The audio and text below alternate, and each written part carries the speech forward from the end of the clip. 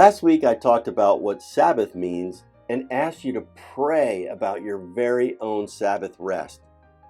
As followers of Jesus, we aren't required to follow the laws given to Israel, yet the wisdom of those laws is really important for us today. In reality, the laws of the Sabbath is pure gold. Don't think of it as a commandment that you're bound to, but it's a promise you're invited to.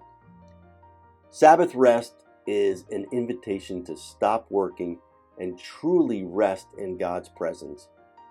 When we practice this intentional stop, we make room for Him to take up residence in our everyday life.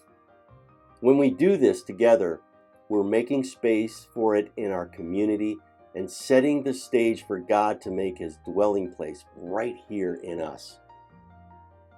Exodus 16:26 tells us that 6 days you are to gather it, but on the seventh day, the Sabbath, there will not be any. So what does this mean for you? Does it just mean taking a day off for the purpose of relaxing? That could be, but true Sabbath rest is set apart as holy. It's intended for worship as much as well-being. Instead, our egos makes us think that everything is up to us, and if we stop, the world will stop with us. Believe me, this mindset feeds our ceaseless busyness.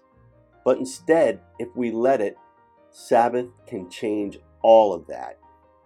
If we rest, we will not only feel restored, we will feel closer to God, as we are reminded that we are not in control and He is.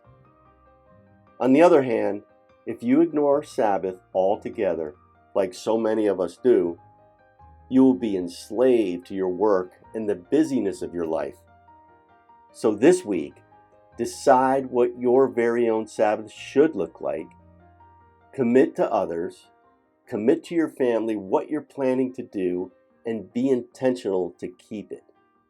If you'll do this, you will live, love, and lead like Jesus, and life will never look the same. Have a blessed week.